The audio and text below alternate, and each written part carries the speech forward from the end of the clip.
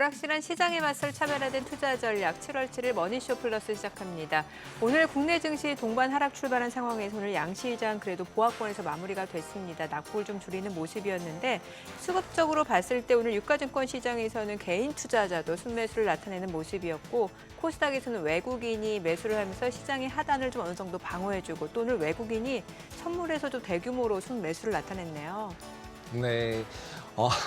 지금 코스피 같은 경우 삼성전자가 마이너스 2%가 넘게 네네. 빠졌는데도 코스피 지수가 하나도 안 빠졌네요. 나머지 종목들이 강세를 보이고 있는 것 같습니다. 특히 외국인들이 매수하는 모습들은 굉장히 긍정적으로 보입니다. 네, 아무래도 말씀해주신 대로 뭐 그밖에 대형주들 LG에너지솔루션이라든지 아니면 하나에어로스페이스 이런 종목들이 상승하다 보니까 그 삼성전자 낙폭을 좀 상쇄시키는 역할을 해준 게 아닌가라는 생각이 듭니다.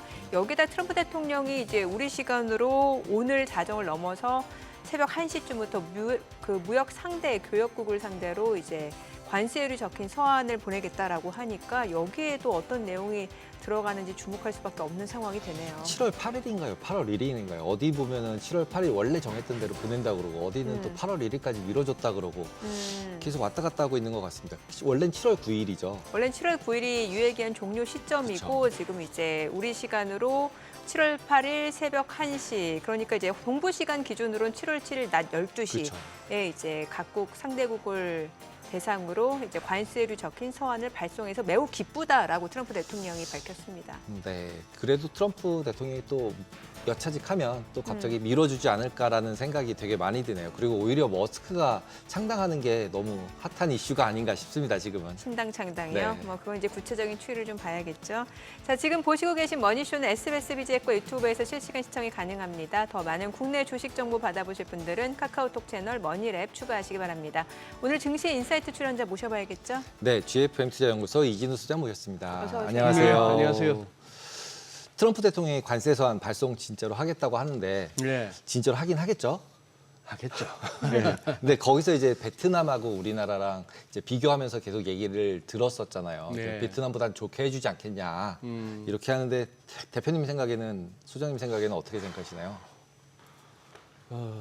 뭐 요즘 우리 지수 개정하고 까봐야 되듯이 그냥 그렇죠. 서한 받아보고 생각하시죠. 지금 이제 제일 걱정스러운 게 이제 일본이 조금 마음에 안 든다고 35%까지라고 한번 얘기한 적 있지 않습니까? 그렇죠. 예, 그런 상황이다 보니까 그래서 이제 트럼프 대통령 입장에서 그동안 협상하는 어떤 그 과정에서 우리나라 뭐 그 외 여러 가지 측면에서 한국을 어떻게 여기는가 하는 부분이 서한에서 이제 부과되는 그 관세율로 어느 정도 우리가 짐작은 할 수 있겠죠. 이제 발행기는 우리가 25% 애초에 4월 2일 날 이렇게 그 패널에 적혀 있었던 그거보다는 좀 낮아지기를 네. 바라는 마음이겠습니다만 그거보다 이제 뭐 좀 높게 나온다 하더라도 지금 우리 시장 분위기 봐서는 그냥 됐고 할 것 같은데요. 됐고. 한국이 너무 좋죠. 그건 뭐 그거는 됐고 뭐 어차피 맞을 관세 뭐 조금 더 쓰지 뭐 이러면서 가는가 싶기도 하고 장이 진짜 뭐 외국인이 됐건 뭐가 됐건 그냥 가네요. 오늘은 거래소에서는 기관은 그냥 현선물 다 판 걸로 최종적으로 나오는데 네네. 개인들만 저렇게 또 사서 저렇게까지 왔네요, 그죠? 저기 뭐죠? 코스피 매매 그렇죠. 마지막에 저거. 예. 외국인이 선물해서 많이 사고. 아니 외국인이 지금 예. 선물에서 많이 산 건가요? 네, 근데 앞서 저희 소장님하고 오전에 방송할 때도 외국인이 한 4천 개약 넘게 순매수를 해서 네. 오늘 좀 더 많이 사주려나 싶었는데 아침에 산 게 그게 예, 다였네요. 그 정도예요. 예. 네, 그렇고. 지금 실제로 외국인 같은 경우는 선물하고 현물하고 요즘은 좀 따로따로 놀잖아요. 예. 특히 더 심해진 것 같은데 소장님 보시기에는 지금 과거랑 외국인의 패턴이 좀 바뀐 것 같으신가요? 어떠세요? 뭐 우리가 외국인이라고 뭉뚱그려 얘기하겠습니다만 그 안에도 이제 다양한 주체들이 거래 주체들이 있을 거 아니겠습니까? 예. 뭐 우리가 대충 짐작하기로는 이 친구들은 뭐 현물 선물 엮어서 이래도 저래도 이렇게 잘 안 터지는 어지간하면 이제 좀 그 현선물에서 차익이라도 내면서 이렇게 가는 뭐 그런 상황이고 어떨 때는 현물 매도라 하는 것도 꼭 매도가 아닐 수도 있는 거 아니에요. 아, 예, 예, 예. 그런 식이다 보니까 그거 한데 한 가지 오늘 인상적인 거는 우리 시장이 아시아장이 다들 이렇게 어떤 이제 관세 관련해서 결정이 나온다 내지는 통보를 받게 돼 있다. 이제 학교에서 성적표가 이제 나오는 그런 상황인데 다들이 좀 긴장하는 와중에 우리는 이제 지수 측면에서는 그런데 상승 종목, 하락 종목을 볼 것 같으면은 네. 뭐 지수만 갖고 얘기하기는 그렇고 지금 확실히 시장 내 우리 투자자분들은 여전히 이렇게 뭐랄까요 빡빡한 와중에 이제 지수만 이렇게 고공행진을 이어가는 그런 상황 같은데 지수 보세요. 이거 한번 보세요. 첫 번째 슬라이드 한번 보시겠습니까? 금년 들어서 말이죠. 네. 첫 번째 슬라이드는 지금 현재 두 자릿수 지수 상승률을 나타낸 증시들만 한번 모아봤습니다. 뭐 1, 2, 3등이 폴란드, 그리스, 러시아인데 와 러시아가 30% 가까이 올랐다는 건 참 놀라운데요. 우리가 4등입니다. 코스피가 27%예요. 그리고 쭉 뭐 내려가 보니까 홍콩도 2개가 있고 독일도 좋고 한데 이탈리아 다음으로 코스닥도 거의 14% 넘는 이런 상황입니다. 괜찮죠? 그래서 뭐 필라델피아 반도체 지수보다도 상승률은 더 높고 그 다음에 이렇게 보면은 전반적으로 금년에 다 좋습니다. 미국 S&P나 나스닥 다우지수를 뭐 해봐야 6%대, 5%대 이런 식이고 이 와중에 빠진 증시들 보시면은 마이너스를 기록하는 데가 일본하고 대만이 여기 속하네요. 그것도 신기하고 요 아르헨티나는 좀 이따 한번 잠시 한번 나눠보시죠. 그리고 혹시나 싶어서 이스라엘 지수가 몇 가지 되던데 그 중에서도 올쉐어니까 모든 종목 다 포함한 지수 최근 6개월 흐름 보시면은 이건 뭐 전쟁 난 나라 증시라고 볼 수 없고 아니면은 우리가 이겼다라는 선언일 수도 있고요. 이란 테헤란 정권 이거는 최근 10년을 볼 것 같으면 꾸준히 이렇게 올라오다가 이제 한 5월 중순 이후부터 이스라엘하고의 갈등이 심화되면서 좀 꺾이는 양상입니다만 그렇다고 급락의 양상은 아니죠. 뭐 제가 봐서는 금융시장은 뭐 적어도 당분간은 이제 뭐 지정학적 리스크 이거는 좀 잊어도 될 것 같다 하는 그런 생각이 들고요. 일본, 대만 이러는 와중에 우리 한국 증시 그러니 금년에 우리 대한민국 증시가 제가 봐서는 이제 이 새 정부가 들어선 게 제일 크고 그 이후에 여러 가지 어떤 기존에 우리가 과거에 경험하지 못했던 정말 주식시장 부양에 대한 어떤 강력한 의지 그리고 굉장히 좀 정밀하게 이렇게 준비된 듯한 거기에 차곡차곡 이렇게 드러나면서 그 기대감이 계속해서 유지되는 것 같습니다. 그런 상황인데 또 하나 이제 제목을 기술적 분석 교과서는 이제 쓰레기통으로 가야 되느냐 이렇게 썼는데요. 이 부분 말입니다. 이 부분 보시면은 이때가 이제 이때 또 한번 쿵 올라간 이게 5월 12일 무렵인가 이때 보면은 중국하고 미국하고 대충 협상했다. 디테일한 내용은 안 밝혀졌어요. 그냥 우리 대충 합의 봤다. 그래서 그때 뭐 140 얼마 갔던 게 이제 뚝 떨어져서 했던 그때 한번 시장이 또 환호하고 해서 쭉 왔는데 요 부분의 모습이 말이죠. 요 부분의 모습이 이른바 기술적으로 접근하는 사람들은 여기서 뭘 우려했는가 하면 혹시 이 마지막에 막바지 상승 쐐기형이 나올까 봐 조금 걱정했던 거예요. 네. 그런데 지금 이 보시면 이렇게 해서 고점과 저점이 이렇게 좀 수렴하는 듯한 모습을 보이다가 여기 와서 그냥 뿜어버리잖아요. 그러니 야 이렇게 과매수 국면에서 싶은 그런 생각이 듭니다만 살짝 지금 이제 거래량 이 부분은 조금 신경이 쓰입니다. 그렇죠. 또 하나 독일도 한번 보세요. 독일도 그때 4월 2일, 4월 3일 그 무렵에 이제 쿵 하고 나서 그 다음에 이제 돌려 세웠는데 여기서 허리 한번 힘이 좋았죠. 그다음 여기서도 21선 한번 꺾고 내려놨는데 이중허리가 나왔습니다. 이중허리가 나와서 이중허리 하다 보니까 옛날 소시적에 들었던 그 임혜봉 구단 이 양반이 워낙 바둑이 두터워가지고 이중허리였거든요. 옆에 이창호 구단은 사중허리까지 갔습니다만 어쨌거나 여기서 지금 이중허리 이제 삼중허리 안 밀리나 독일도 뭐 이런 상황까지 왔으니까 기술적으로 접근하기에는 좀 이제 뭐한 상황. 홍콩 보세요. 홍콩 보시면은 지금 데일리로 보시면은 4월 9일 이후에 이 상승 추세에서 빨간 선이 살짝 물고 내려왔지만 또 거기다가 큰 그림을 볼 것 같으면 고점끼리 연결한 선까지도 왔는데 이게 지금 그렇게 미국이 못 잡아먹는 중국인데도 불구하고 잘 버티는 걸 보면서 느끼는 거는 증시에서 무서운 거는 이겁니다. 지수가 됐건 개별 종목의 주가가 됐건 이런 경우죠. 이거 우리 그때 한국 돈 많이 들어갔잖아요. 2006년, 7년 그때 무슨 펀드 해가지고 그래 가서 이렇게 잡아 당겼다가 쿵 해놓으니 이 세월이 지나도 아직도 멀었습니다. 그러니 이런 것만 아니면 되는데 이 시장에도 중국 증시에도 그렇게 미국하고 티격태격하지만 아직까지 버블은 없다는 것이죠. 버블은 없지만 이렇게 이제 크리티컬한 데 와 있고 뭐 그런 상황인데 그래서 요즘 보니까 요 같아요. 6월 30일에 좋은 기사가 나왔는데 지금 증시는 포모 잘 아시고 혹시 나만 못 먹나 하는 거. 그다음에 리노.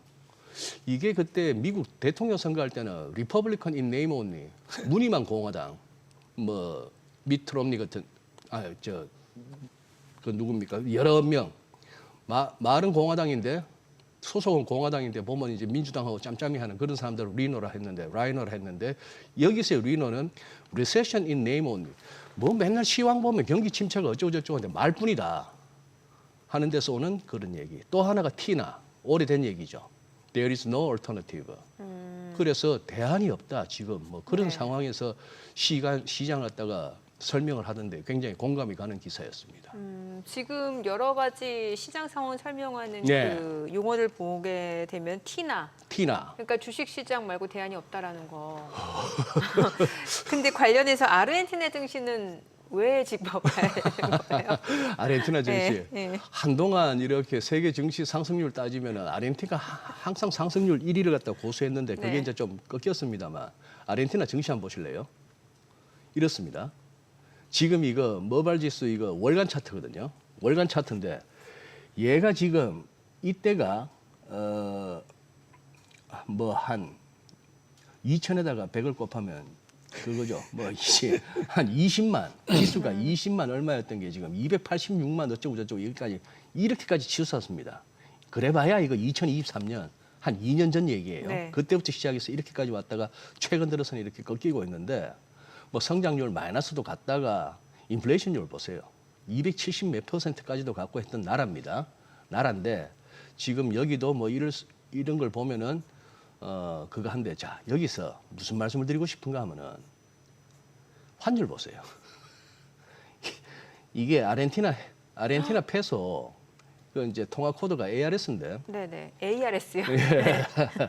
ARS인데 뭐 아까 그 무렵 한번 보시죠. 얘도 지금 2001년만 하더라도 0.99 얼마니까 1달러가 1페소도 안 되는 돈으로도 살 수 있을 만큼 아르헨티나 페소도 돈 같은 돈이었단 말이죠. 그랬던 게 지금 여기 보시면은 2020 아까 살펴봤더니 2023년쯤 왔을 때는 10만 페소를 줘야 1달러 살까 말까 했던 게 이게 124만까지 옵니다. 환율이 이렇게까지 치솟는 거예요. 자 이렇게까지 치솟는데 그러니까 아르헨티나 통화 가치가 엄청 떨어졌다. 엄청 떨어진 거죠. 예. 근데 지금 이제 정민 앵커께서 얘기하신 왜 대안이 없는가 주식 외에는 네. 얼핏 이것만 볼 것 같으면은 야씨 돈가치 저렇게 떨어졌으니까 주식 저렇게 올라도 허당이잖아 싶었는데 한번 계산을 한번 해보죠. 예. 2022년 7월에 88450으로 시작했어요. 지수가 네. 88450으로 시작했는데 이게 최고 갔을 때 금년 1월에 최고 갔을 때 이 지수가 286만 7,774라는 지수까지 와. 갔어요. 32.4배. 와.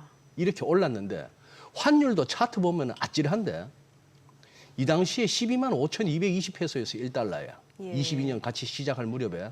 근데 지금 지난 1월 달에 1달러에 105만 페소였단 말이죠. 8.4배 환율은.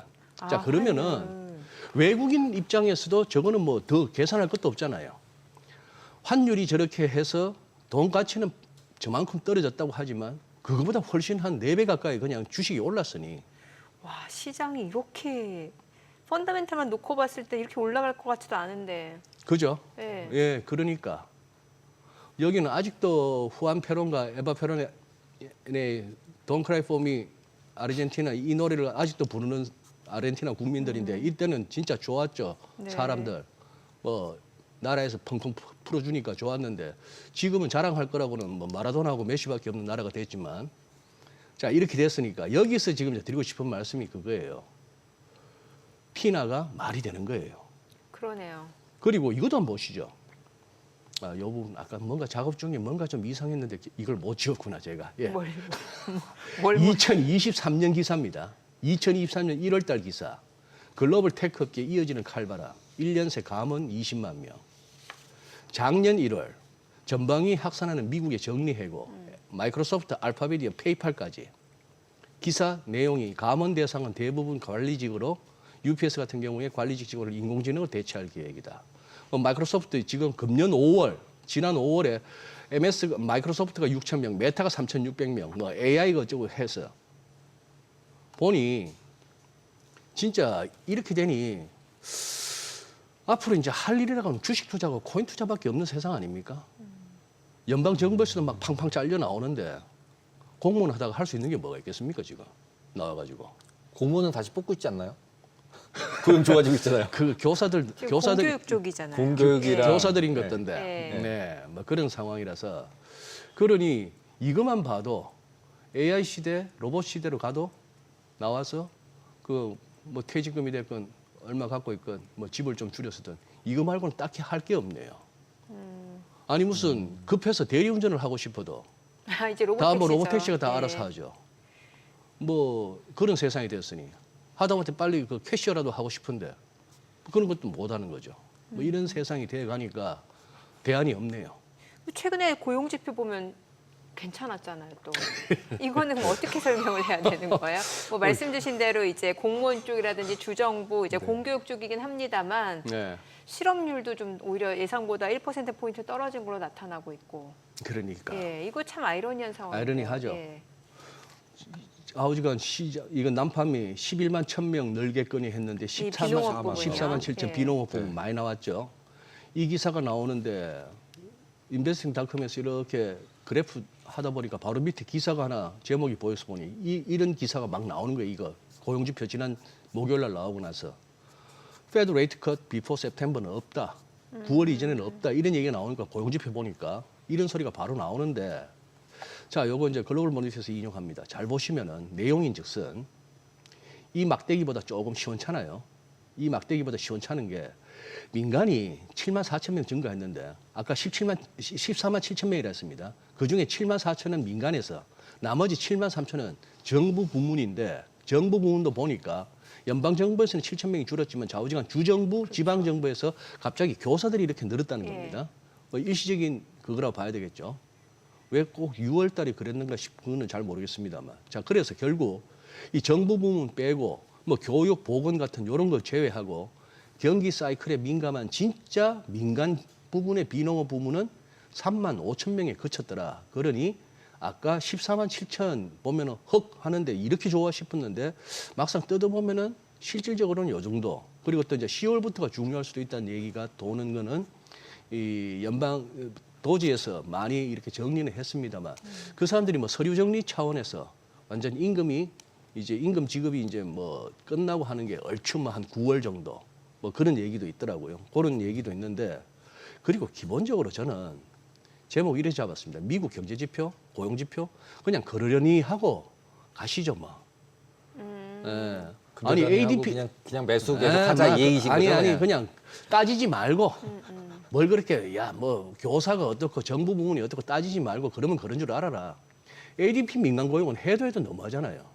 아니, 그러니까 이거에 대해서 저도 좀 헷갈리고 혼란스러운 게 또 어떤 전문가들은 원래 그 민간 고용지표, ADP 민간 고용지표가 그렇게 뭔가 신뢰를 주는 지표는 아니다. 그렇게 시장에서 눈여겨볼 만한 지표는 아니다라는 분석이 꽤 있어서 오히려 정부 고용 쪽을 봐야 된다는 얘기가 있어서요. 네, 그 얘기도 있었고 네. 요즘 또 이렇게 정부 부문에서도 저 통계 뽑는 쪽에도 사람 많이 줄여갖고 일손도 좀 근데 생각해 보면 네.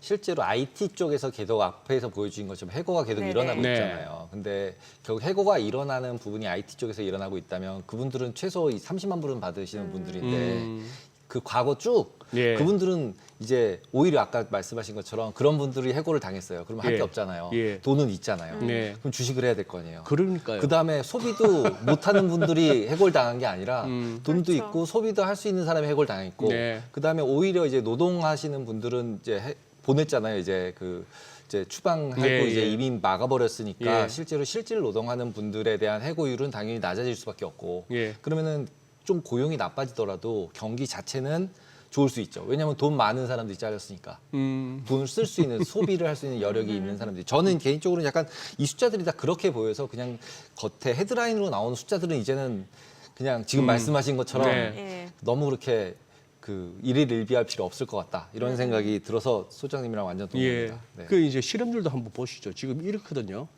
지금 보시면은 2020년 2월 달만 해도 3.5%였습니다. 기억나시죠, 우리? 네, 우리 네, 교과서에서 완전 고용을 갖다가 얼추 4%를 하는데 맞아요. 3.5% 이렇게까지 갔던 그 시절에 한 달 만에 코로나 터지고 나서 14.8%까지 치솟았다가 급격히 또 안정됐는데 요번에 나온 게 4.1%잖아요. 4.2에서 4.1로 또 한 달 사이에 0.1%. 이 정도면 완전 고용이에요. 완전 고용인데 요 4.1%가 나온 것도 이겁니다. 보시면은 요렇게 지금 돼 있잖아요. 자, 노동 왼쪽에 이거는 노동 가능 인구입니다. 20만 명 증가했어요. 그런데 경제 활동 인구는 13만 명이나 줄었어요. 여기서부터 조금 이렇게 들으시기에 좀 헷갈리시고 네. 저게 뭔 소리야 싶으셨어요. 노동 가능 인구는 20만 명 증가하고 경제 활동 인구는 13만 명 줄었고 제일 오른쪽 먼저 가시죠. 비경제 활동 인구. 나 이제 구직 활동 안 해. 뭐 이런 거. 나 이제 뭐 일자리 안 찾아도 돼. 이런 비경제 활동 인구로 분류되는 사람이 32만 9천 명이나 늘은 겁니다. 이랬더니만 취업자는 9만 3천 명밖에 안 늘었는데 실업자가 22만 2천 명이나 줄었다는 이런 계산이 막 나오더라고요. 여기에 있습니다. 비경제 활동 인구. 이 부분에 있어요. 그리고 해외에서 출생한 경제 활동 인구가 13만 4천 명이나 줄었다. 한 달 사이에. 그리고 3개월 연속 감소다. 이 얘기는 지금 이제 강 대표님 지적하신 트럼프 행정부 들어서 강하게 지금 되고 있는 불법 입국자 추방이죠. 해외에서 출생한 경제 활동 인구. 이 사람들이 이제 줄었다 하는 얘기입니다. 그런 상황으로 해서 이 부분으로 인한 실업률의 4.1% 낮아진 거예요. 즉 분모가 뭐라고 해야 될까요? 저기 실업자 수에 있어서 실업자에서 비경제 활동 인구를 빼버리니까 그런 식으로 해서 이제 산수는 간단한데 그래서 어쨌거나 고용 지표는 좋다라고 해서 그러면은 이제 그 생각이 드는 거죠. 저러면 저 어떻게 해야 되나? 금리를 이 생각이 드네요. 그러니까 실업률 자체가 주는 오류가 어쨌건 경제활동 인구 자체가 지금 줄어들었는데 이 경제활동 인구가 줄어들었다라는 거는 구직 활동을 하는 사람이 줄어들었다는 걸 의미하기 때문에 경제 활동 인구는 아까 줄었다고 아까 13만 명 감소했는데 그 중에서 예, 보니까 불법 입국자 추방이 13만 4천 명이나 되다 예, 보니까 경제 활동 인구가 줄어드는데 줄었어요. 예. 그거 했고 그러니까 쉽게 말하면 구직 활동을 하는 사람 자체가 줄었기 때문에 실업률이 감소한 것으로 나타났는데 그렇죠. 예, 이거는 예. 실업률만 놓고 봤을 때는 오히려 지금 뭔가 완전 고용에 가깝다라고 생각할 수 있겠지만 사실은 그렇지 않다라는 거잖아요. 예, 그 말씀을 드리고 싶은 거죠. 예. 취업자 9만 3천 명 증가, 근데 실업자는 22만 2천 명이나 줄어들어. 실업자가 뭐 그렇게 된 게 비경제 활동 인구를 갖다가 확 이제 숫자가 커지니까 예, 예, 그렇게 예. 됐다 이제 그 말씀입니다. 네. 그래 뭐 이렇게 따지기 전에 우리는 시장에서 그거 일일이 따지고 매수 매도 안 나가잖아요. 고용지표 나오든 뭐 물가지표가 나오든 예상보다 좋으네 나쁘네 하는 순간 그냥 특히 기계는 보고 싶은 것만 보니까요. 그런 예. 것 같아요. 예. 특히 우리나라가 너무 상대적으로 강해가지고 요즘은 되게 헷갈린 것 같아요. 그리고 이제 지난주 같은 경우에도 새로 나온 뉴스들 중에 인도 같은 경우 이제 네. 하이 프리퀀시 트레이딩이라는 걸로 해가지고 예. 우리나라 11.11 사태처럼 폭락시켜가지고 수익을 몇십조를 봐가지고 거래 정지를 다 당해버렸어요. 인도가요? 인도에서요. 그래서 거래량이 거의 60% 됐던 게 거의 줄어들고. 그러니까 우리나라도 어떻게 보면 이제 글로벌리 그 상황들이 퍼지기 시작해서 외국인 매매 하이 프리퀀시 같이 고빈도 매매하는 경우들이 이제 지금 우리나라도 선물로 영향을 많이 줬었잖아요. 예. 그래서 지금처럼 이렇게 불리시한 장이 아니면 왔다 갔다 하는 장 되면은 걔네들이 또 이렇게 많이 움직일 수 있거든요. 그래서 지금부터는 오히려 그런 외국인들도 조심해야 되지 않을까 이런 생각도 많이 들고 선물 쪽에 많이 계셨으니까 어떻게 생각하세요? 걔네들 다 죽었어요. 이제 우리나라에서는 못하게 막았을까요? 우리 아직 여전히 위클리 옵션 살아있지 않습니까? 네, 월요일 날 그걸로 보고 네. 그렇다면은 뭐 오늘 외국인들이 선물 저렇게 땡긴 거는 아주 이렇게 색안경을 끼고 보자면은 이 친구들 그냥 계속 위클리 옵션에서 짤짤이 하고 있는 거죠. 바깥에 일본 빠지네, 중국 빠지네. 아 트럼프 편지에서 뭔 소리가 나올지 모르겠는데 다들 쪼는데 그냥 우리는 땡겨 뭐 이런 식으로 그런 어떤 의심도 할 만한 그런 상황이죠. 지금 연준 입장에서 지금 제롬 파월 연준 의장은 계속해서 이제 지표를 보고 네. 금리 인하 시기를 얘기하겠다라는 거잖아요. 근데 네. 결국에 지금 역으로 트럼프의 그 불법 이민자 추방 정책으로 인해서 네. 경제 활동 인구가 감소를 했고 역으로 실업률이 지금 안정적으로 나오다 보니 네. 그럼 연준의 제롬 파월 연준 의장은 이게 좀 아이러니하게도 트럼프 덕분에 지금 고용 지표가 호조인 것처럼 나오는 트럼프 거잖아요. 덕분에 그렇게 나온 그러니까 거죠. 금리 인하할 명분이 없어지는 거잖아요. 물가가 특히나 이렇게 안정되지 않는다라고 하면. 어쨌거나 두 개. 예. 맨데이트 두 개의 맨데이트 물가 안정과 고용 시장의 안정, 뭐 완전 고용. 예. 그지 물가는 어느 정도 걱정 안 해도 되는데 이게 이제 너무 좋으니까 지금 현 상황에서 내리기는 좀 아직은 그렇습니다 하는 게 파월 내지는 그렇죠. 연준의 소위 말하는 매파들의 명분이었는데 이제 고용 지표가 저렇게까지 나와서 그러면은 아까 뭐죠? 이렇게 이거 보세요. 저기 이제 참 그거 한 게 이거 ADP 민간 고용 나왔을 네. 때 바로 그날 기사 보세요. 연준 금리 인하 기대 커지나? ADP 이거 보고 그래 이제 고용이 줄어들었네 했더니만 그 다음 날 다음날. 바로 나왔던 게 뭐였습니까? 아까 이거 그 비농업 난판 부분, 보고 예. 나지만 9월 전에는 텄네 금리 인하 뭐 이러고 있는 게 시장입니다. 그렇죠. 우리 뭐 매일 아침에 체크하는 패드워치도 예. 왔다 갔다 하잖아요. 근데 지금 우리 그날 살펴봤다시피 이거 트럼프 손편지. 트럼프 손편지 말입니다. 네. 제롬 해가지고 했는데 여기 보시면 제일 낮은 게 스위스 0.25, 뭐 캄보디아 0.45, 그다음 3등이 0.5 재팬인데 여기가 4.5% 제일 높은 기준금리 군에 미국이 들어가 있죠. 그러면서 보셨잖아요, 요거 조금 확대하면은 should be here 여기 들어가야 돼. 그게 재팬 0.5하고 덴마크 1.75 사이에 요 안에 들어가야 돼. 이렇게 되면은 7월에 동결로 버틴다 하더라도 결국은 시장에서 이제 슬슬 이 얘기 나오는 거죠. 7월은 체면상 버틴다 치고 그리고 뭐 고용지표도 나쁘지 않게 나오고 했으니까 그렇다 치고 그런데 결국 세상사 뭐 제일 위에 제일 오야가 저라는데 막판에 가서 그냥 빅스텝이나 자이언트 스텝으로 해서 지금 4.5인데 이 안에 들어가려면 2.5 갖고도 만족하겠습니까? 그러면은 빅스텝, 자이언트 스텝 갖고도 안 되면은 다이아몬드 스텝도 밟아야죠. 다이아몬드 스텝은 뭐예요? 옛날 그 쿠웨이트 박이 밟았던 다이아몬드 스텝 여기서 그냥 뭐 아예 한 3.5% 빼버리는 거지. 뭐.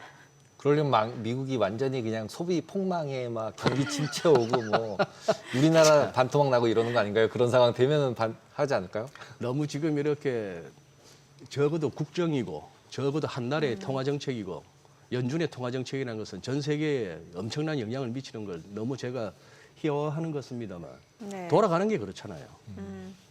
무슨 애들 장난도 아니고 트럼프하고 일론 머스크 저렇게 훅 저러는 것도 너무 새삼스럽고 이상하고 나중에 진짜 궁금해요. 두 사람 왜 저렇게 됐는지. 이러다 언제 화해도 사실 이상할 거 하나도 없고. 야, 정민은 그는 페이스북 영화 나오듯이 영화가 한 편 나오면 되지 않을까요? 누군가가 시나리오를 써서. 정민은 그는 그 두 사람 사이에 화해 가능성도 보고 있습니까?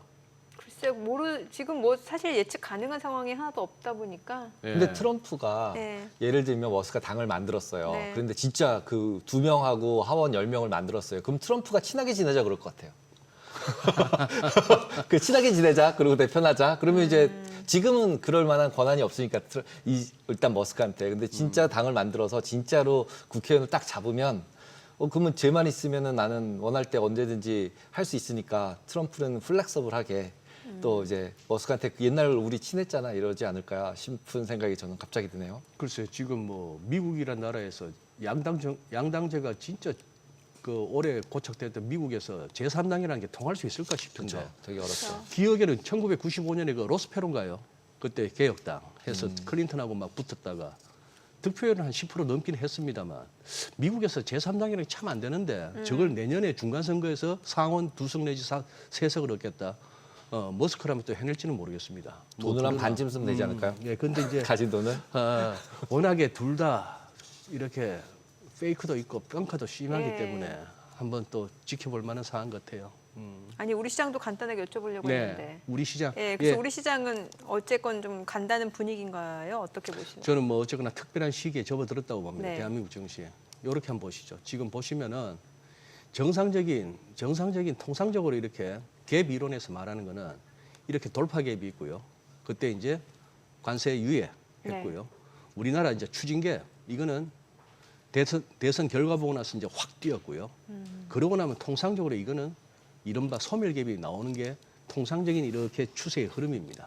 근데 이게 이제 여기서 변곡도 이르는데 이게 지금 보니까 그냥 보통 갭을 만들겠다는 그런 의지가 보이는 거예요. 그냥 21선 밑으로 안 가겠다는 그런 흐름인데 이거는 아래쪽에 전통적인 기술적 분석과 완전히 이렇게 무시되는 그런 강한 흐름이에요.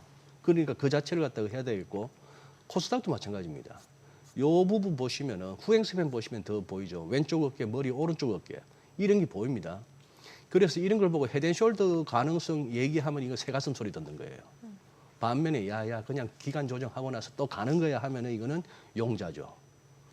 용자만이 미인을 취한다고 시장에서는 그냥 이쪽에 서는 게 좋은데 어쨌거나 우리 시장은 지금 이렇게 전통적인 기술적 분석으로는 이렇게 해석이 잘 안 되는 굉장히 강한 그런데 이러다가 허무하게 무너지지는 않을 것 같은 뭐 그런 아직은 기운이 느껴집니다. 알겠습니다. 오늘 네. 내용 여기까지 듣겠습니다. 잘 들었습니다. 네, 고맙습니다.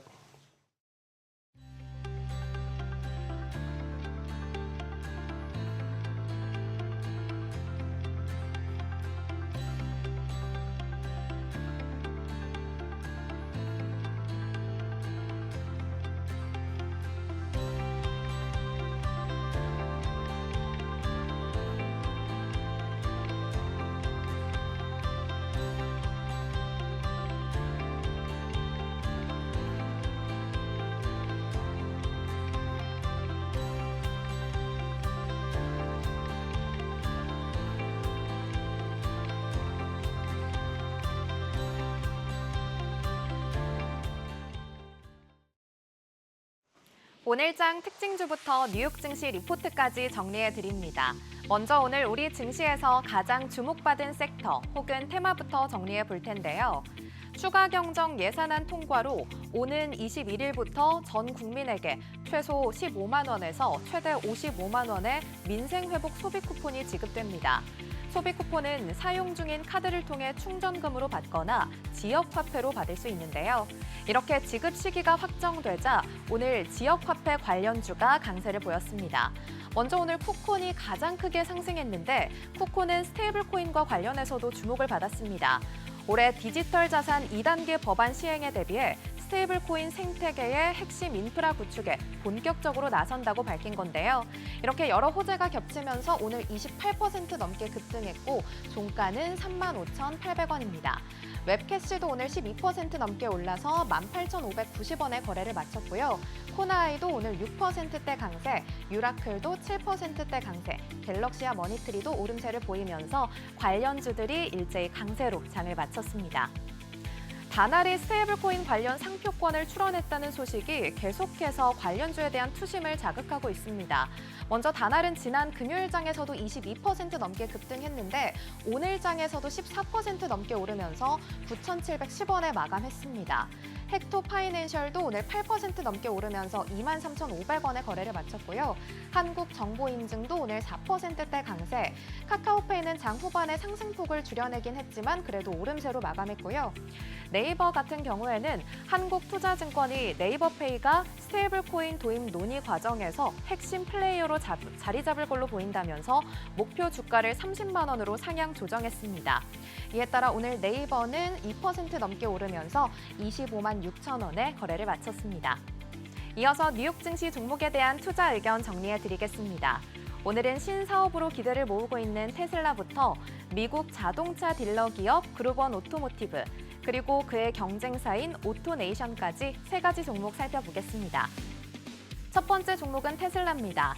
현재 주가는 315달러 선이고요. 목표 주가는 297달러 선으로 다소 보수적으로 제시됐습니다. 2분기 테슬라의 전기차 판매는 시장 기대에 미치지 못했습니다. 모델 Y의 생산 라인 교체와 글로벌 경쟁 심화, CEO 일론 머스크의 정치 행보가 영향을 미친 걸로 분석되는데요. 2분기 인도량은 38만 4천 대로 전년보다 13% 줄었고 시장 예상치였던 38만 8천 대에 미치지 못했습니다. 다만 전분기 대비로는 전체 판매가 14%, 생산이 13% 늘면서 회복 흐름도 일부 나타났습니다. 하지만 상반기 전체 판매는 13% 줄어든 72만 대에 그쳤고 글로벌 전기차 시장 내 점유율은 줄어들었습니다. 같은 기간 전 세계 전기차 판매가 30% 넘게 증가했기 때문인데요. 향후 관전 포인트는 테슬라의 신사업인 로보택시와 휴머노이드 로봇 옵티머스입니다. 증권사에서는 7월 말에 발표 예정인 실적에서 자동차 부문의 수익성이 얼마나 회복됐는지 또 최근에 공개된 로보택시의 기술력과 로봇의 공장 투입 시점이 주가에 중요한 영향을 미칠 거라고 평가했습니다. 두 번째 종목은 미국의 자동차 딜러 기업 그루번 오토모티브입니다. 현재 주가는 466달러고요. 증권사 평균 목표 주가는 470달러 선으로 제시됐습니다. 그루번 오토모티브는 2024년 한 해에만 84개 딜러십을 인수해서 지역과 브랜드 다각화를 추진하고 있습니다. 1분기 매출과 영업이익은 전년 대비 각각 23%, 12% 이상 성장했고 전 사업 부문이 20% 이상 성장세를 기록했습니다. 특히 정비 부품 부문은 매출 총이익의 43%를 책임지고 있어서 가장 안정적이고 수익성이 높은 사업으로 평가됩니다. 관세와 같은 대외 변수에 따라 신차 수요 둔화가 우려되지만 오히려 중고차와 정비 수요는 늘어날 걸로 전망됩니다. 미국 외에도 영국에서 매출의 25%를 발생시키고 있어서 미국 정책 리스크를 일부 상쇄할 수 있는 구조도 갖추고 있습니다. 또 1분기에만 약 1억 6천만 달러 규모의 자사주를 매입하고 연간 배당금도 주당 2달러로 6% 인상하면서 주주 환원도 적극적으로 시행하고 있습니다. 세 번째 종목도 자동차 판매 업체인 오토네이션입니다. 현재 주가는 212달러 선이고요. 증권사 평균 목표 주가는 255달러 선으로 제시됐습니다. 1분기 매출은 전년 대비 3.2% 증가했지만 영업이익은 소폭 감소했습니다. 신차 매출은 9% 가까이 늘었고 이익의 절반 가까이는 반복 수익성이 높은 정비와 금융 부문에서 나와서 안정적인 수익 구조를 보여주고 있습니다. 특히 정비 인력을 늘려서 처리 용량을 키우고 고마진 보험과 금융 상품 확대로 단가와 재구매율까지 끌어올리는 전략을 펼치고 있습니다. 또 2024년에는 10억 달러 규모의 자사주 매입 프로그램을 승인해서 올해 1분기에만 2억 3천만 달러 어치를 매입했습니다. 연간 잉여 현금 흐름의 절반 가까이를 자사주 매입에 쓰고 나머지는 선택적 M&A에 활용하는 투트랙 전략을 이어가고 있습니다. 고금리와 관세 환경 속에서도 저가인 소형, 준중형 물량 확대와 무흥정 원프라이스 정책, 온라인 경매 시스템을 병행하면서 전략을 강화하고 있습니다. 오늘은 이렇게 세 가지 종목에 대한 국내 증권사들의 분석 살펴봤습니다. 오늘 밤 뉴욕 증시 투자 전략 세우는데 참고해 보시기 바랍니다. 지금까지 종목 리포트였습니다.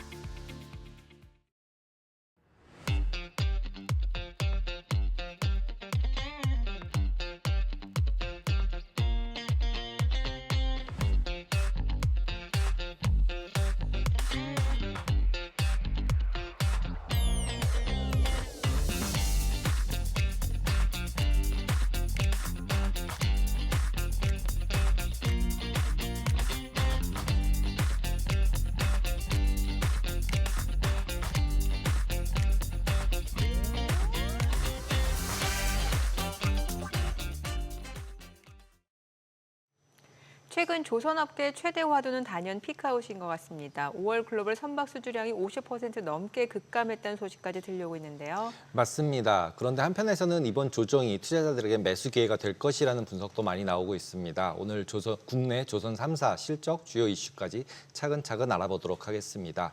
한승헌 SK증권 연구원님 모셨습니다. 어서 오세요. 안녕하세요. 네, 안녕하세요.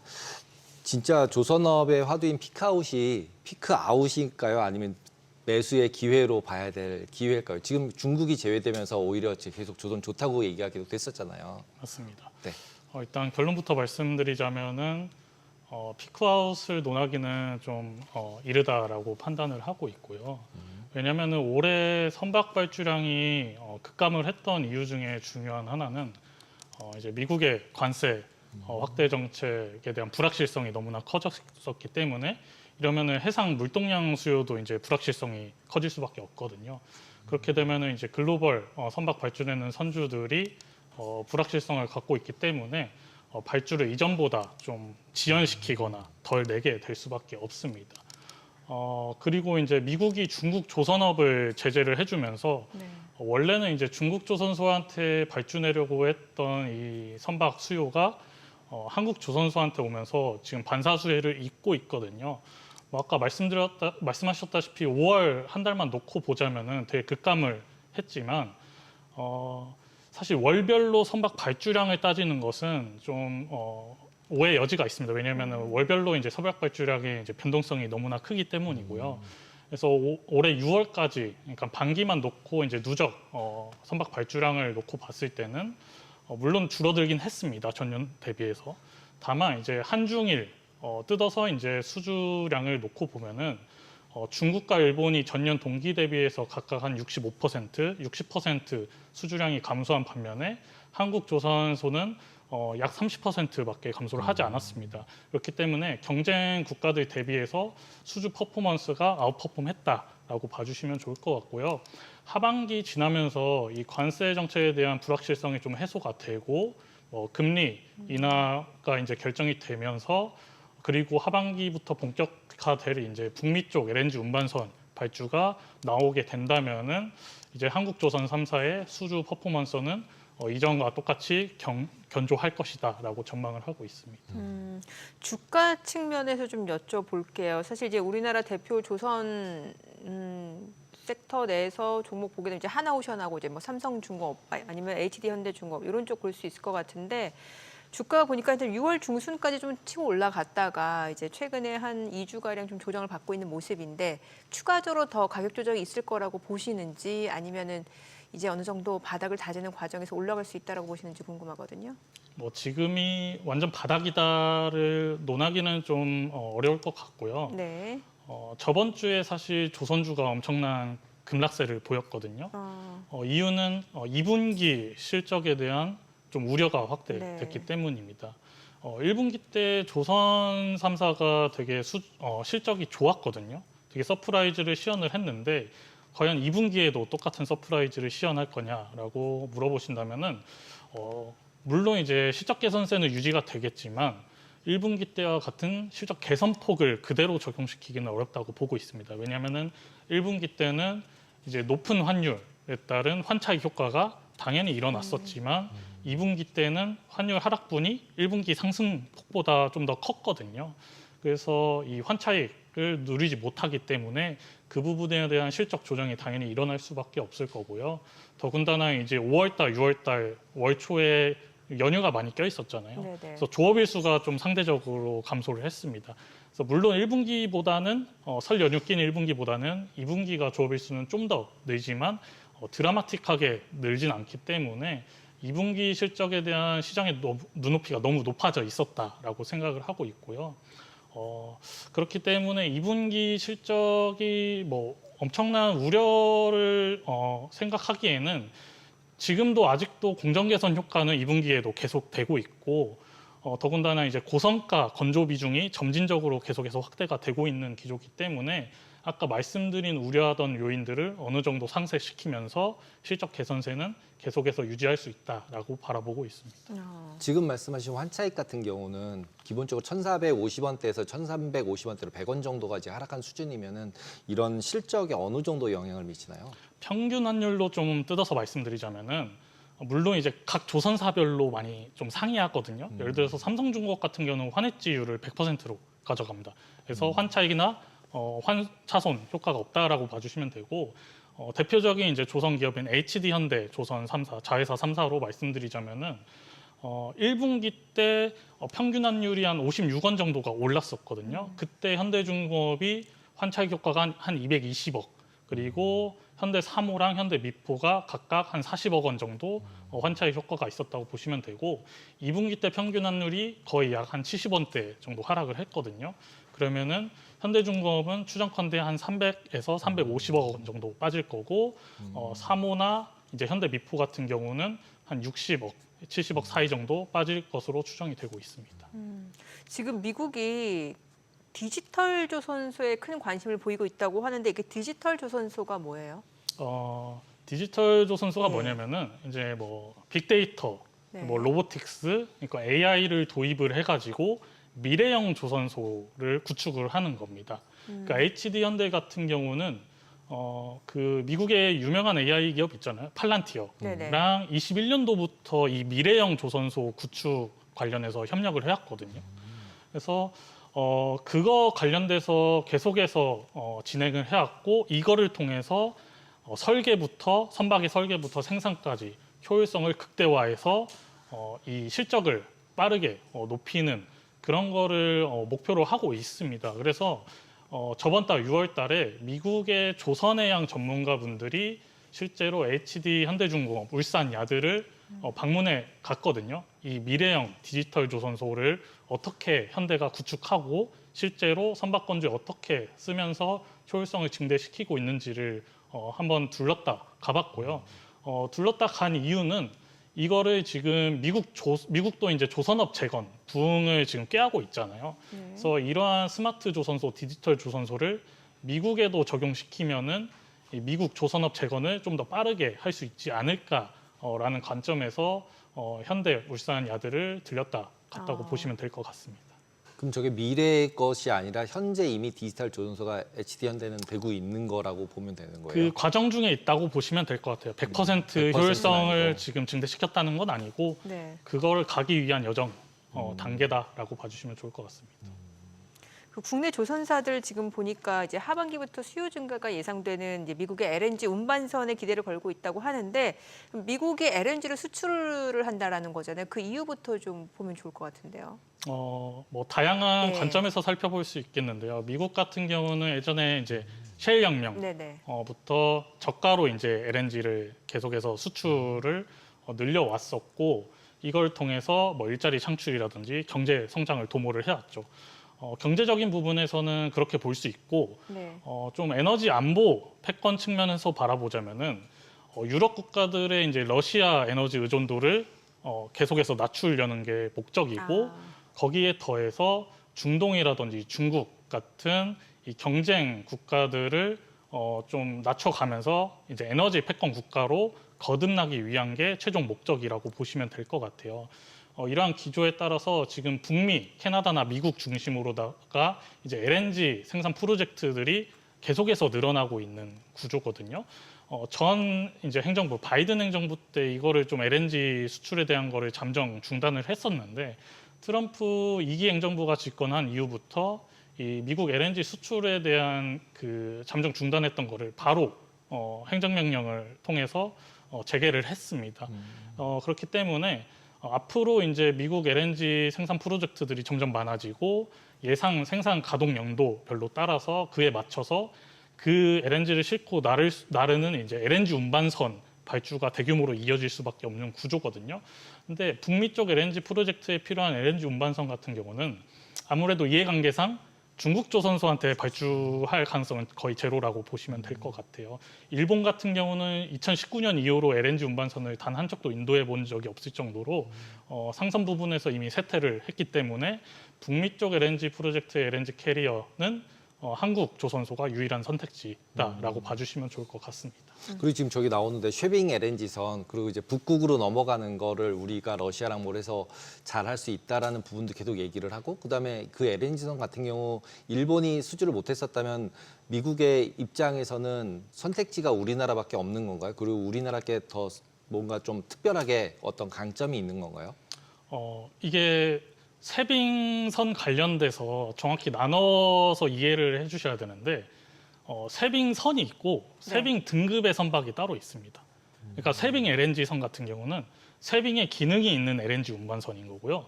세빙선은 말 그대로 아이스 브레이킹, 그러니까 세빙 역할만 하는 그 선박이 따로 있거든요. 그래서 세빙선을 통해서 아이스 브레이킹을 하고 나면은 항로가 열리잖아요. 그러면은 굳이 세빙 등급의 LNG 선이 아니어도 일반 LNG 선으로도 통과가 가능합니다.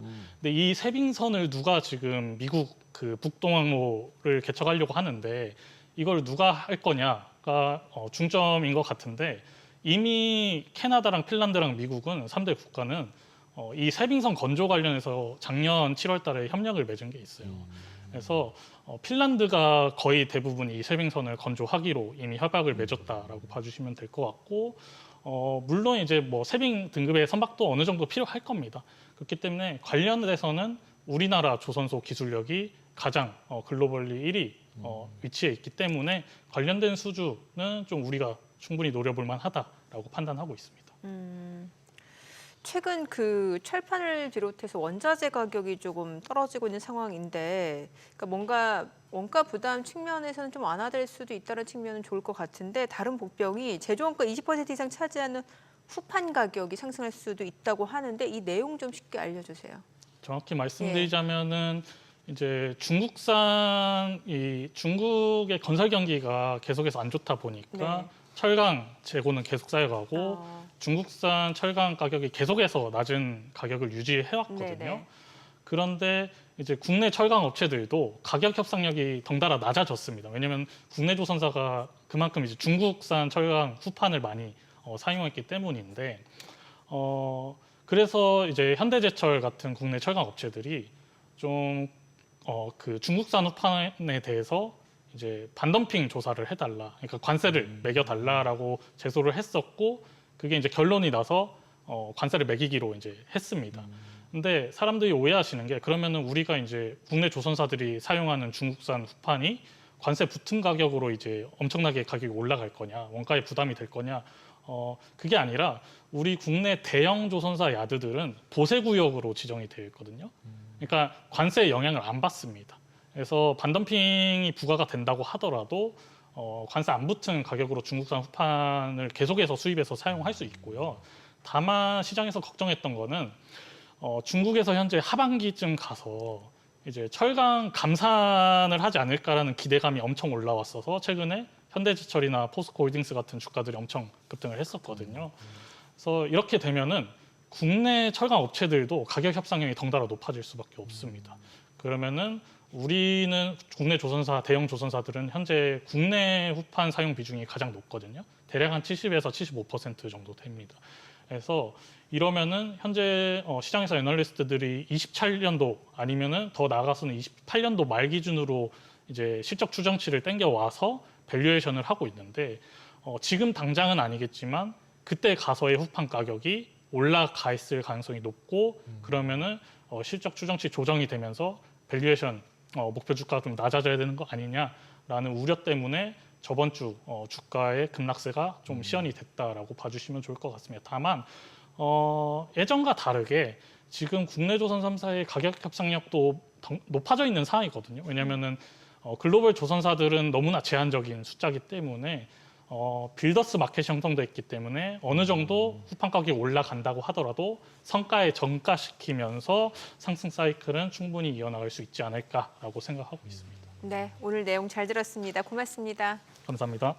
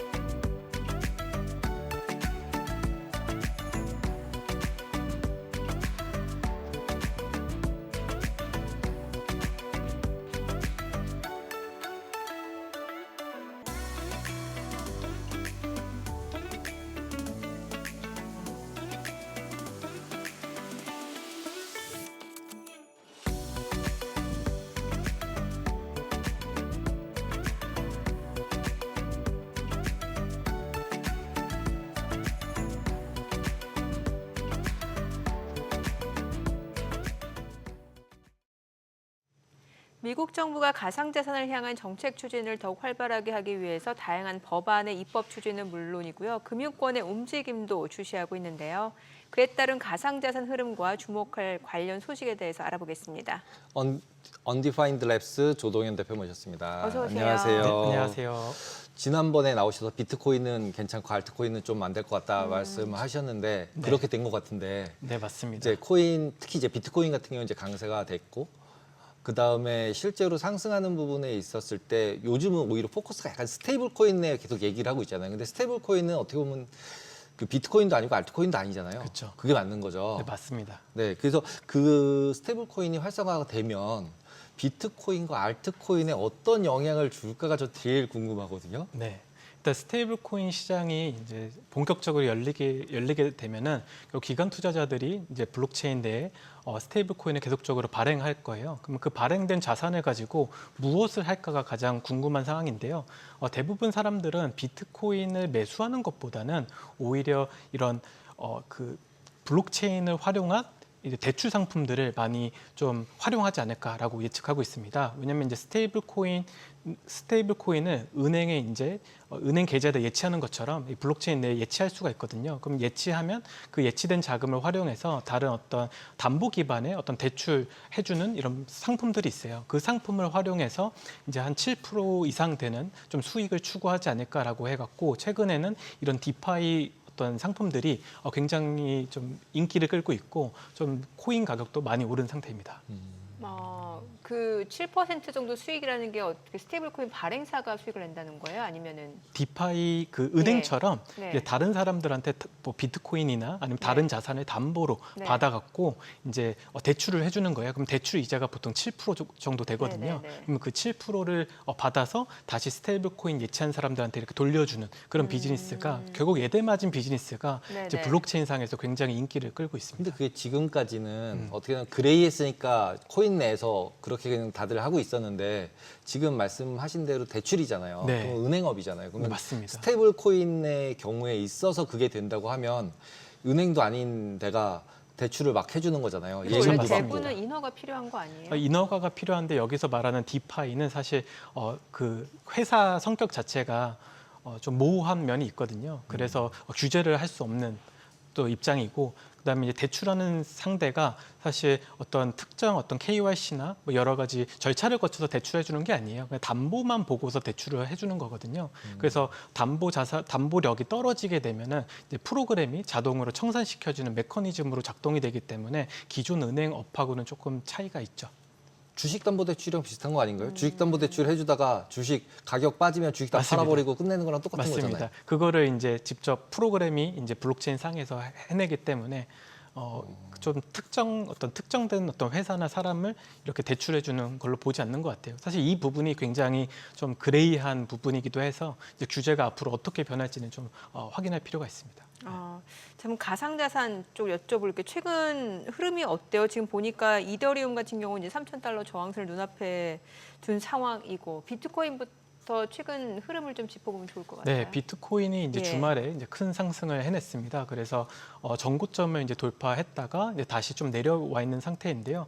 내려오게 된 이제 계기는 이제 관세 유예 연장이 되냐 안 되냐 그 이슈가 또 불거지면서 좀 투심이 조금 줄어들었던 것 같습니다. 다만 이제 지금 8월까지 좀 연기될 것 같다라는 목소리가 좀 모이고 있고 그에 따라서 비트코인도 증시와 같이 다시 상승을 좀 해내고 있는 상태이고요. 근데 앞서 말씀드린 대로 비트코인만 오르고 알트코인 시장은 굉장히 좀 저조한 성적을 보이고 있어요. 근데 그 이유는 뭐냐면 기존의 알트코인 시장에서 이 알트코인을 사주던 주체들이 전부 다 주식 시장으로 이동했습니다.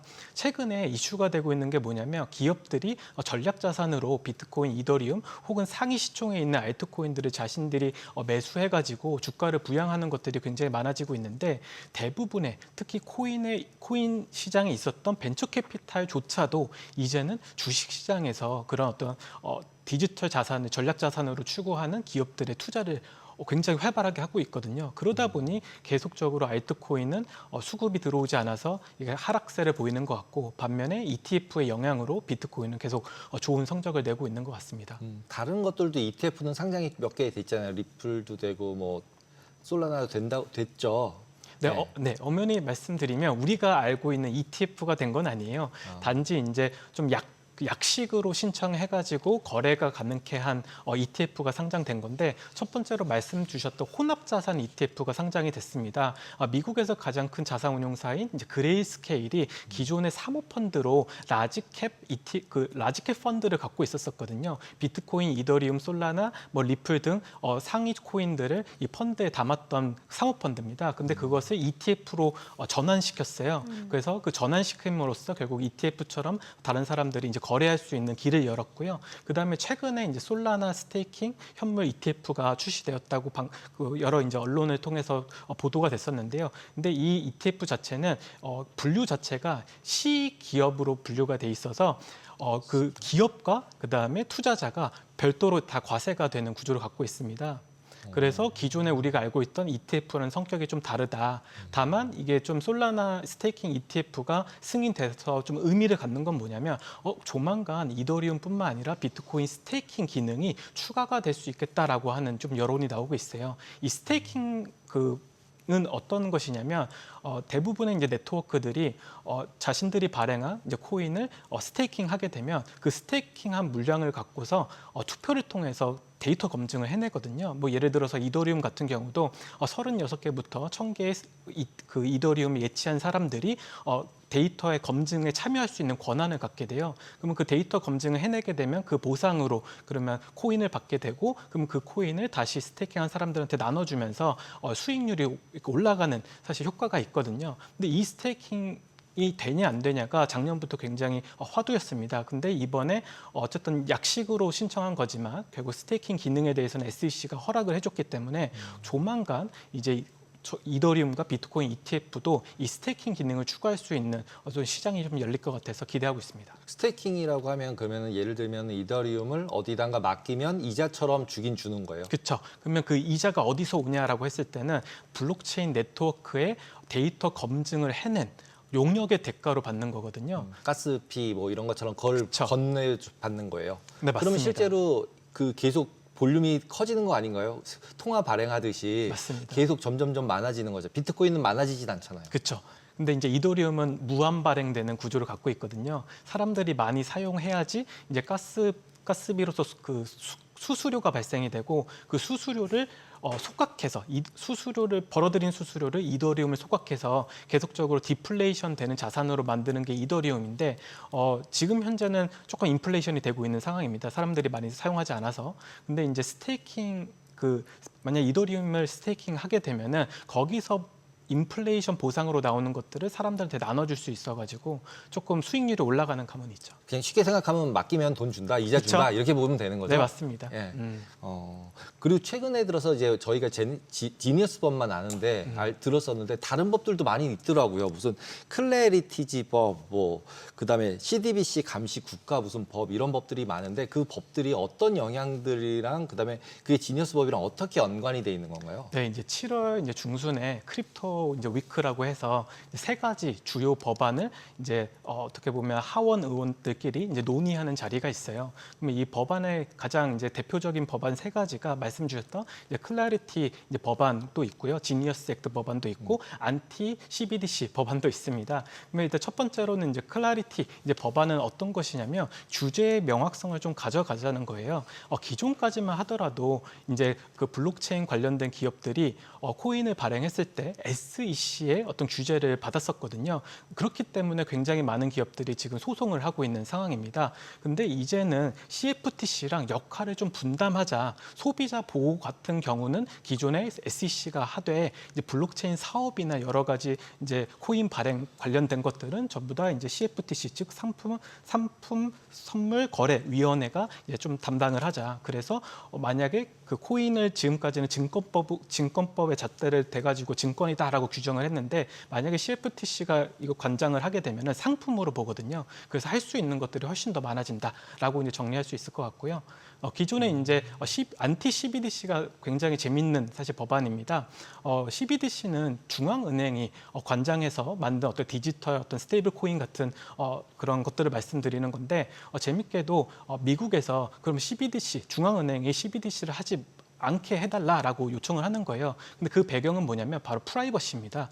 많은 사람들이 스테이블 코인을 가지고 거래를 하게 될 건데 그럼 그 거래 내역을 전부 다 중앙은행이 관리를 할 수 있다는 얘기거든요. 그래서 중앙은행이 이런 CBDC 업을 하지 못하게 좀 만들어 달라. 그렇게 해서 이제 새로운 법안이 좀 나온 거고요.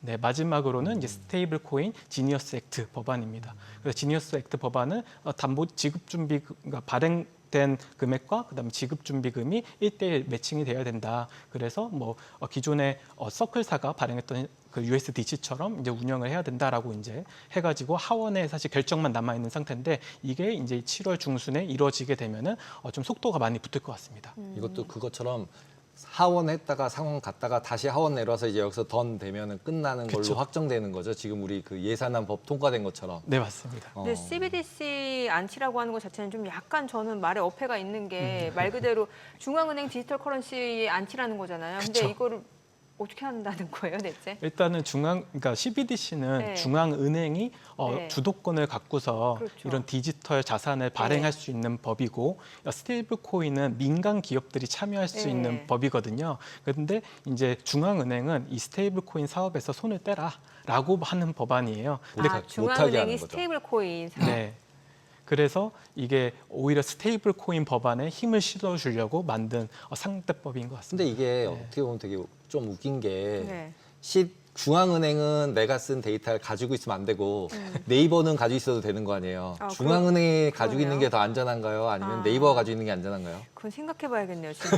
예. 근데 이제 지금 현재는 네이버가 가지고 있는 거는 안전하다고 칠 거야. 그리고 보완하게 할 거야. 근데 중앙은행이 가져서 빅브라더가 되는 거는 막고 싶어. 이렇게 되는 거죠. 총 가진 거랑 비슷한 거죠. 네, 맞습니다. 미국이. 네, 네, 그럼 맞습니다. 딴 나라는 어떨 것 같으세요? 다른 나라 중국 같은 경우는 오히려 CBDC에 힘이 많이 쏠리고 있어요. 오히려. 네, 이제 결국 그 중국 같은 경우는 이 위안화가 자꾸 이제 밖으로 유출되고 하잖아요. 그래서 그런 것들을 방지하기 위해서 그냥 정부 자체가 주도권을 갖고서 이제 하겠다라고 얘기를 했고 그다음 CBDC가 굉장히 빠르게 좀 진전된 상태입니다.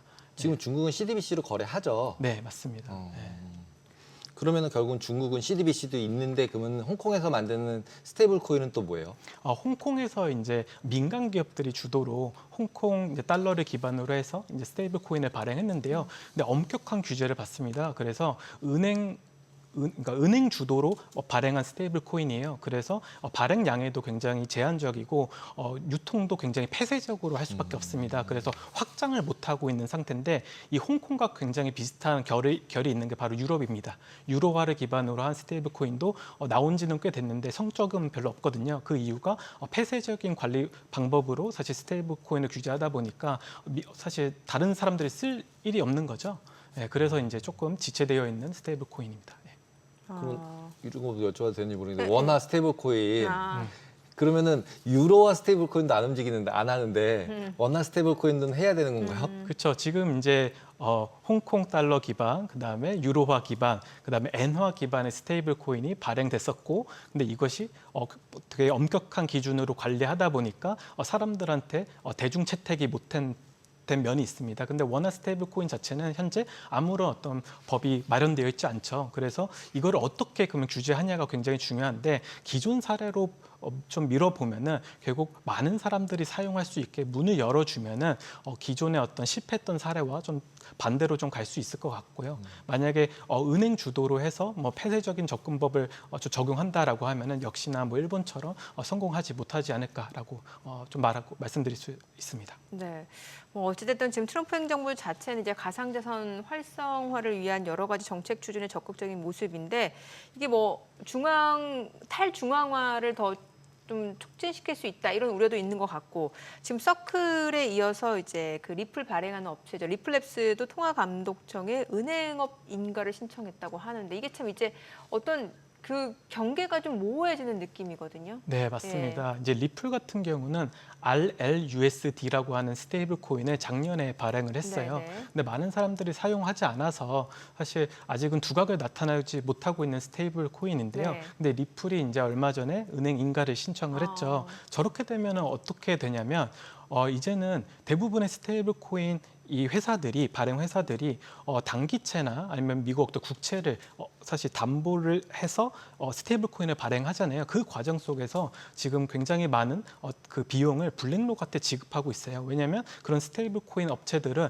사실 어떤 국채를 자기네들이 직접적으로 매수할 수 없거든요. 아, 그래요. 그렇기 때문에 상당한 비용을 내면서 그것을 하고 있는데 만약에 리플이 은행 인가를 갖게 되고 그다음에 마스터 계좌를 얻게 되면은 그냥 연준으로부터 그냥 국채를 사들일 수 있고 비용을 훨씬 더 절감할 수 있는 효과가 있거든요. 블랙록은 싫겠네요. 네, 그렇죠. 엄청나게 이제 싫어하겠죠. 근데 이런 근데 은행 인가를 받는다는 것 자체가 신용 보강에 대한 사실 좀 효과도 있어가지고 앞으로는 굉장히 좀 눈에 띌 것 같고 실제로 이 은행 인가 신청을 했다라는 소식만으로 기존에는 한 1,000억 원 정도밖에 없었던 스테이블 코인이었는데 지금은 지금 500밀리언이니까 한 5조 원, 5천억 원이 넘는 자금이 지금 발행이 되고 있어요. 그래서 확실히 이 은행 인가가 통과가 돼서 좀 사업이 확장되는 효과를 지금 누리고 있다라고 좀 정리할 수 있을 것 같습니다. 그럼 은행 인가를 받으면 대출도 하고 막 그러게요. 예금도 받고 다 그렇죠. 하는 거예요? 다 은행이 돼버리는 거죠. 그러면은 실제 네. 그게 원래 가상자산의 미션과 모토에는 완전 어긋나는 거 아닌가요? 근데 이제 리플 같은 경우는 이 신용에 대한 좀 보강이 많이 필요했던 것 같아요. 리플이 계속적으로 사실 지금 법적 논쟁도 있고 네. 이슈들이 많잖아요. 근데 그런 것들이 좀 잠재우려면 그냥 규제를 받더라도 연방 규제를 받더라도 자기네들이 은행 사업에 뛰어들어서 더 어떻게 보면 사람 투자자들한테 신뢰를 좀 주겠다라고 하는 약간 전략인 것 같습니다. 아니, 여기에다가 리플이 지금 연준 마스터 계좌도 별도로 신청했다고 하는데 이건 네. 또 어떤 내용인 거예요? 앞서 말씀드린 대로 네. 이제 마스터 계좌가 있어야지 연준이 이제 발행하는 국채를 바로 이제 매수할 수 있거든요. 마스터 계좌가 있어야. 네, 근데 이제 대부분은 그게 없기 때문에 결국 블랙록이나 다른 중개인을 통해 갖고 이제 매수를 하는 지금 형태고요. 그 과정 속에서 수많은 비용들이 있기 때문에 사실 스테이블 코인 회사들이 돈을 많이 벌지 못해요, 사실. 그러면은 은행업 인가도 받고 동시에 연준의 마스터 계좌까지 있어야 직접적으로 국채 매입이 가능하다라는 네, 거예요. 맞습니다. 네. 그 비용이 상당 부분 소모가 되고 있어서 이제 이게 은행업 인가도 받고 마스터 계좌도 있게 되면 그 비용을 아낄 수 있어서 그쵸. 그만큼 더 국채를 매입할 수 있고. 그렇죠. 직접 관리할 수도 있고요. 제가 최근 본 뉴스 중에 로빈훗이 가상자산으로 해서 유럽에서 비상장 주식들을 거래를 코인으로 시키겠다. 네. 그러면서 이제 로빈훗 주가도 많이 올라가고 막 이랬던 기억이 있는데 이 가상자산하고 로빈훗이 하겠다는 거랑 무슨 관계가 있는 거예요? 이게 이제 실물자산 토큰화라는 건데요. 기존에 거래가 잘 일반 사람들한테 안 되던 이런 비상장 주식들, 뭐 네. 오픈 AI 주식이나 아니면 스페이스 X 같은 이런 어떤 주식들을 일반 사람들도 거래할 수 있는 하나의 거래 플랫폼을 만들겠다고 얘기를 했고 실질적으로 이제 그 SPC를 하나 세워가지고 자신들이 갖고 있는 그 주식을 담보로 해서 주식을 발행했고 그 주식을 토큰화를 시켜갖고 유통을 시킨 거예요. 근데 재밌었던 부분은 오픈 AI가 부정했습니다. 자신들은 허가한 적도 없고 그 주식이 우리 주식인지 확인할 길도 없다. 그렇기 때문에 이거는 조금 자기네들이 원하는 방향이 아니다라고 선을 긋기도 했거든요. 근데 예전에 로빈훗이 테슬라 주식이랑 모든 주식을 코인화시켜서 상장시키겠다 맞아요. 얘기했었잖아요. 그랬는데 그 SEC 증권감독국이 못하게 했잖아요. 맞아요. 그러면 지금 이거는 장애 주식에서 되는 거예요? 이제는 이제 지금은 이제 디파이 내에서만 가능하게 만들어놨고요. 그래서 실질적으로 블록체인 중에 레이어 2라고 하는 아비트럼에서 이거를 거래 가능하게 됩니다. 어려운 단어가 계속 더 나오고 있습니다. 그래서 사실 거래소 밖에서 일어나는 일이다라고 생각하시면 될 것 같아요. 뇌지진 일어나야 돼요. 네. 오늘 내용 여기까지 듣겠습니다. 잘 네, 들었습니다. 감사합니다. 자, 이제 뭐 트럼프 대통령 그 관세율이 담긴 서한이 곧 발송된다고 하니까 이제 얼마 안 남았네요. 지금 이제 이게 시장에 어떤 영향을 미칠지도 좀 봐야 될 것 같습니다. 네, 카운트다운이 시작됐네요. 7월 7일 4시. 네, 네. 카운트다운에서 어떻게 특히 우리나라가 어떻게 취급을 받을지에 대해서 굉장히 궁금합니다. 네, 저희 방송 중에 전해드린 내용과 관련해서 모든 투자 판단의 책임은 투자자분들께 있다는 점 알려드립니다. 머니씨 오늘 여기까지입니다. 여러분의 모든 경제 SBS 비즈가 함께하겠습니다. 저희는 내일 오후 3시 30분에 찾아뵙겠습니다. 고맙습니다.